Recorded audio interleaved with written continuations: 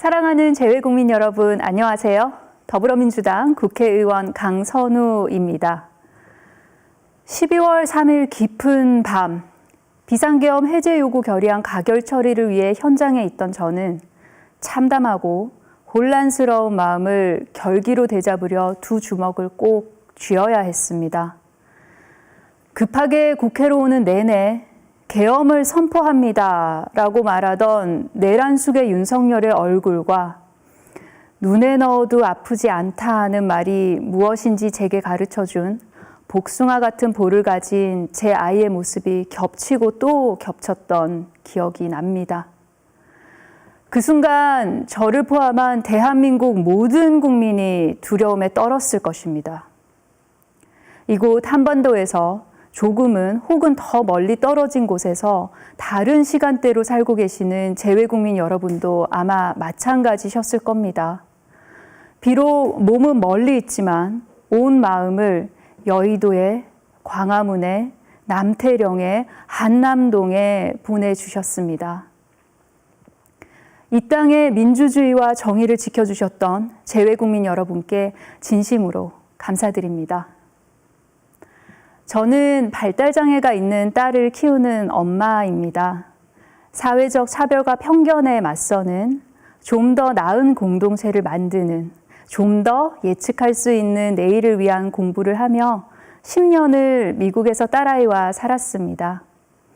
재외국민으로 산다는 것이 때때로 어이없을 만큼 고달프고 시시각각 서글프기도 하고 해지는 노을역에 한국의 저녁이 얼마나 그리워지는지를 가슴 시리게 경험했습니다. 내 나라 대한민국의 문제는 멀리 떨어져 있다고 잊히지도 않고 외면할 수도 없습니다. 제가 미국에 있는 동안 서거하신 사랑하는 고 노무현 전 대통령님, 그리고 304개의 우주를 앗아간 세월호 참사가 그 사실을 참 뼈아프게 가르쳐 주었습니다. 짧기도 했고 길기도 했던 미국살이 10년 동안 한결같이 나는 대한민국 국민임을 잊지 않고 위기의 순간마다 나라를 걱정하고 힘을 실어주기 위해 애쓰시던 재외국민 여러분의 눈빛과 손길 기억합니다. 그리고 대한민국이 세계 속에 빛날 때마다 진심으로 기뻐하시던 여러분의 모습도 기억합니다. 21세기 인류의 최대 악몽이었던 코로나 팬데믹 상황에서 세계의 모범이 됐던 K-방역, K-드라마, K-팝, K-푸드에 열광하는 전 세계인을 보면서 이 다채로운 소프트 파워 포트폴리오를 가진 대한민국, 그 대한민국의 국민이라는 것이 사실 얼마나 뿌듯했습니까? 하지만 2024년 12월 3일 내란 세력은 40년 동안 국민께서 일군 민주주의를 무너뜨리려 했고 국격을 땅에 떨어뜨렸습니다. 낮과 밤이 다른 시각, 여러분께서는 한국에 있는 가족들 걱정에 잠조차 편히 주무시지 못했고 아침이면 너희 나라는 괜찮냐라고 걱정하며 묻는 이들도 마주해야 했습니다. 그런데 내란 세력은 용서를 빌기는커녕 다시 대한민국을 혼란에 빠뜨릴 획책을 하고 있습니다. 이런 세력이 감히 꿈꾸는 재집권, 주권자인 우리가 허락할 수 없습니다.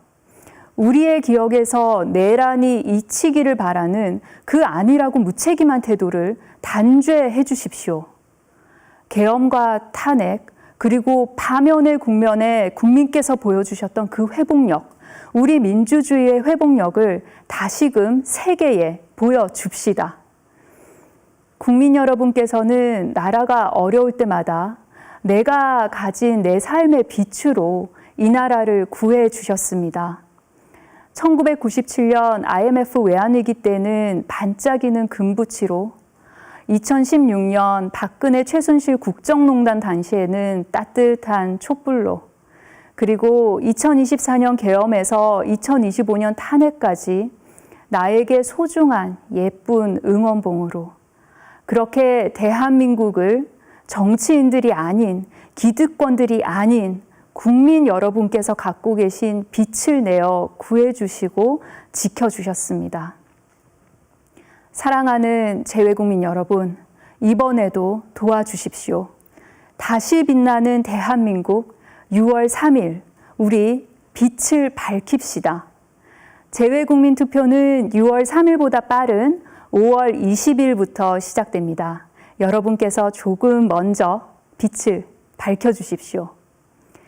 대한민국을 사랑하는 재외국민 여러분, 역사를 잊은 민족에겐 미래가 없습니다.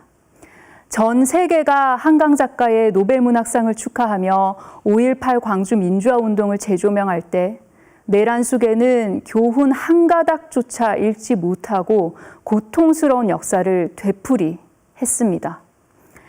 대한민국을 바로잡는 길에 내란으로 분열되고 상처받은 국민 모두의 통합을 외치는 사람을 대통령으로 만들어 주십시오.